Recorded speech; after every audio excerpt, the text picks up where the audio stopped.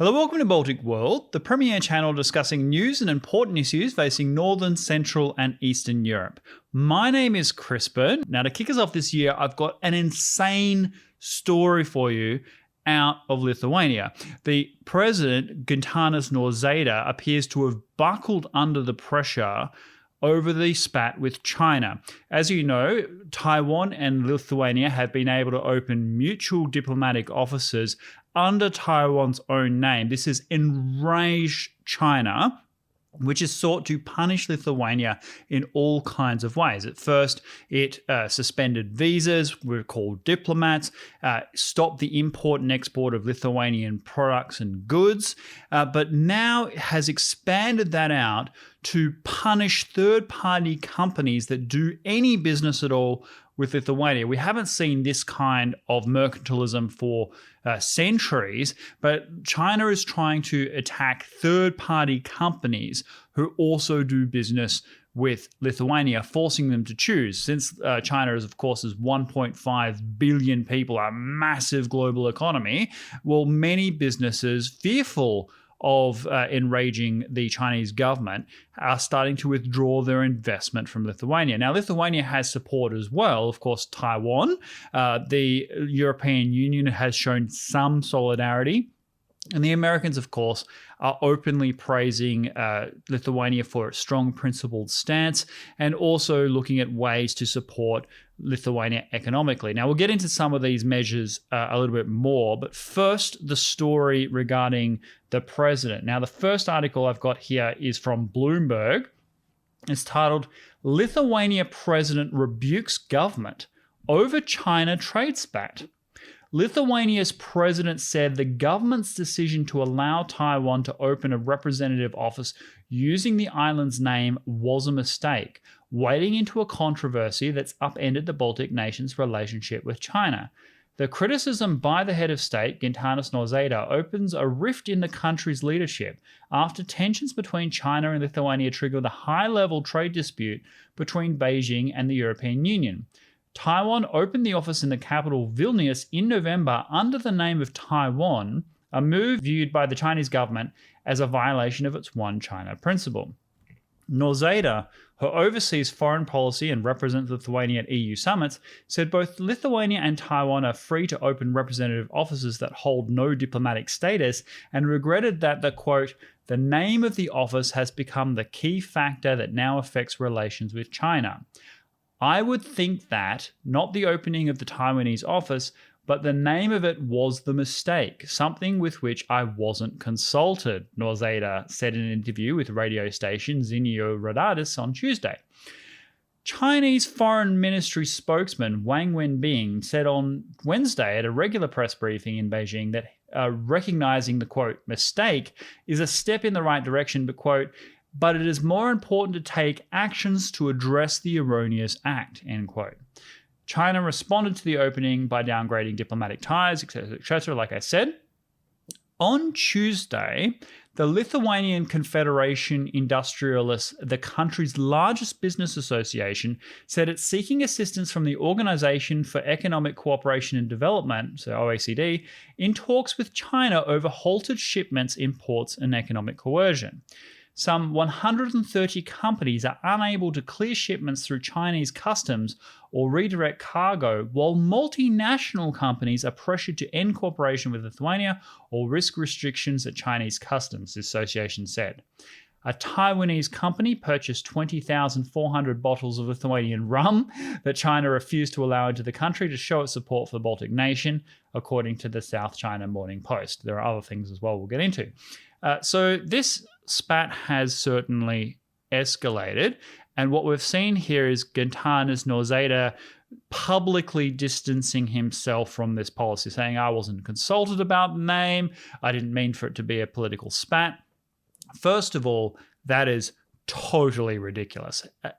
everyone in Lithuania at the government level knew exactly what they were getting into by opening these relations with Taiwan. There was a lot of discussion at the time about supporting democracy, freedom, criticizing China's communist dictatorship, the trampling of human rights, whether it be the Uyghur Muslims, Hong Kong, through the social credit system. All of this happening where Lithuania was taking a strong, principled foreign policy stance in an open and public way. And this policy has been in place now for a while. That office has been open since November. So for Gitanas Nauseda to come out now and say, oh, I wasn't consulted, like 2 months after the fact, and saying, look, we really should change the name to Taipei, well, that's obviously ridiculous. Nobody buys that. Now, of course, this has set Lithuania's political class into a tailspin. Among the many other problems this creates, there is a serious political tension that arises domestically at the government level. As mentioned in the article, Nauseda represents Lithuania abroad. He's the head of state. He's at EU summits, but he's not the foreign minister. And I have another article here from Lithuania Radio and Television, and it's titled, Lithuanian Foreign Minister Rejects President's Criticism Over Taiwan Office. Lithuanian Foreign Minister Gabrielius Landsbergis says he coordinated all steps with President Gitanas Nauseda before the opening of the Taiwanese representative office in Vilnius, rejecting the latter's claim that he was kept out of the loop. Quote, not only was everything discussed with the president before the opening of the representation, but all steps were actively coordinated, Landsbergis told reporters on Wednesday when asked whether his ministry had discussed the name of the Taiwanese office with the president. Quote, I wouldn't want to discuss this issue anymore because, as we see, some domestic policy details soon move to our foreign policy, and neither the president nor I would want that, Landsbergis said. His comment came in response to Nauseda's recent statement criticizing the government's decision to open the island's representative office under the name Taiwanese rather than Taipei. And it goes on. The weird thing is, in most countries around the world, the foreign minister is the direct representative of whoever the prime minister or president is. There is no daylight at all between the presidential policy and what the foreign minister says. This is true certainly of Australia. Sergei Lavrov of Russia says whatever Putin wants him to say. And this is honestly true for most countries around the world. To have this open domestic political spat is a kind of a process of the electoral system within Lithuania, where Landsbergis is a member of the Seimas, whereas Gitanas Nauseda is a directly elected president, and they're not part of the same cabinet. So it's quite a strange situation to erupt here, and interesting to see this play out in a public way. Who's right? Of course the foreign minister is correct here. There is no way Gitanas Nauseda did not know what they were getting into, nor would it make any sense at all for him to wait until 2022 to openly criticize. Something has clearly changed for him. Now, before I go on, there has been a tweet put out by the president, and I'll read it out to you, and I'll clear the picture. It says, quote, I have always supported facilitation of economic ties and establishing non-diplomatic trade offices in Lithuania and in Taipei. Lithuania is a sovereign democratic country that respects international commitments and has a right to develop ties with other countries and regions worldwide. This is, without question, his single most ratioed publication ever. Hundreds of replies criticizing it, hashtag Taiwan, etc. So it's one thing to backtrack on something that is unpopular. It's another thing to look ridiculous and weak and kowtowing to a foreign power when you do it. And I think this is going to do enormous damage to Gitanas Nauseda's political capital within Lithuania itself. Now, in a democracy, if a policy is unpopular, and let's assume for a moment that the diplomatic fight, the foreign policy approach that Lithuania has taken with China is unpopular at home. Let's assume that for now. I don't necessarily believe that, but polling does suggest that, okay? Let's assume that's true.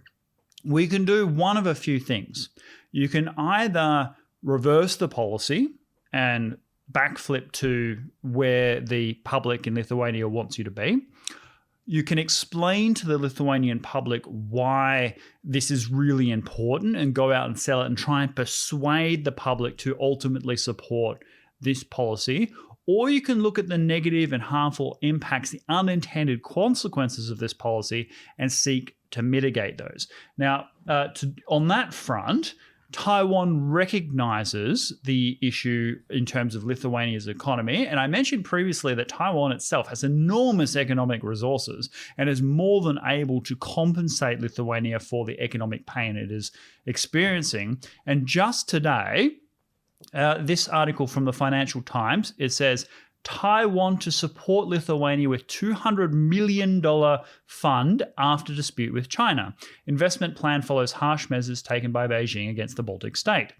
Taiwan is setting up a $200 million fund to invest in Lithuania and is aiming to take as many of the Baltic countries' goods banned by China as possible, as Taipei tries to reward Vilnius for its diplomatic support. Eric Huang, head of China's representative office in Lithuania, said on Wednesday that it was hoping to make its first investment later this year with the money guaranteed by its National Development Fund. Quote, "It's time for us to help with your difficulties," Harry Ho-Jin-Seng, Taiwan's deputy foreign minister, told Lithuania. Vilnius agreed last year to let Taiwan open a representative office, a de facto embassy, in its own name, rather than under the name of its capital, Taipei, as many other European countries have done. I'll leave it there. Interesting timing of this announcement out of Taiwan. It could be that Nauseda's public buckling under this pressure has galvanized Taiwan to bring forward its support for Vilnius and try and cushion the impact that China's economic aggression is having, to reward, as the article says, Vilnius for its support. And it may also galvanize support elsewhere. We see that the European Union has made some public statements in support of Lithuania, but what is it really doing to stand up to China's economic coercion? That's unclear. There has been proposed support, various funds and loans and things out of Congress, but to what extent has that been delivered to Lithuania? That remains unclear.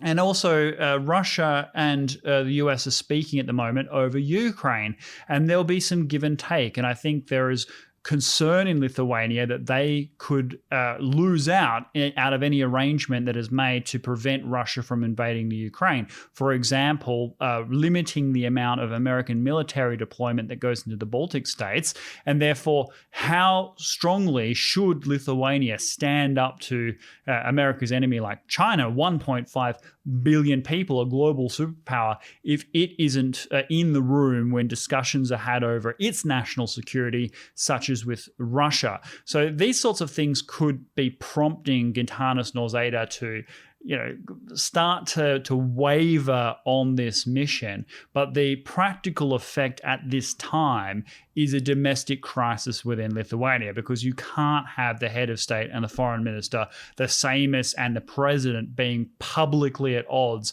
about something as consequential as recognition of an office with Taiwan and having a fight with China over this principled foreign policy stance. It's not in anyone's interest that that's the case.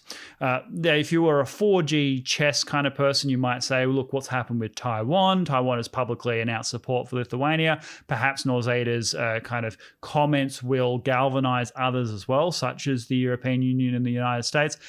I suspect not, though. It may well be just the public opinion question. It could be also that, like any politician, they require donors, they require financial support. There may be companies in Lithuania that are suffering, like mentioned in the article, who are saying, look, unless you can repair the relationship with China, we have no choice but to no longer contribute to your electoral campaigns. In fact, we will fund your opposition because we can't afford to have these luxurious political disputes with a country like China for the sake of Taiwan thousands of kilometers away. This could be the view of many companies who are looking at their bottom line, not only their direct trade with China, which may well be significant, but also the impact of third-party suppliers who have to make a choice between Beijing and Lithuania. The vast majority will choose Beijing. So where to from now? Well, there's a domestic crisis in Lithuania. You can't have the president openly criticizing the government. It is unthinkable that Nauseda was completely oblivious to this whole issue until today. And so he is clearly trying to warm ties with China. And unless and until the Taiwanese office is renamed, well, the Chinese are not going to be satisfied. So it's unclear how he's going to achieve any headway when it comes to gaining support in Beijing, but burning political capital with those that support Lithuania's current foreign policy, the principled foreign policy as it is established. So I don't know why he hasn't been able to hold his nerve. I've speculated in this video. I would love to hear your opinion on it. We'll certainly continue to report as the situation develops. There are other important stories arising in the Baltic region as well, and I will cover those in future days. If you find value in this discussion, please remember to share this video. It helps grow the channel a ton, and thank you so much. I will see you next time. Goodbye.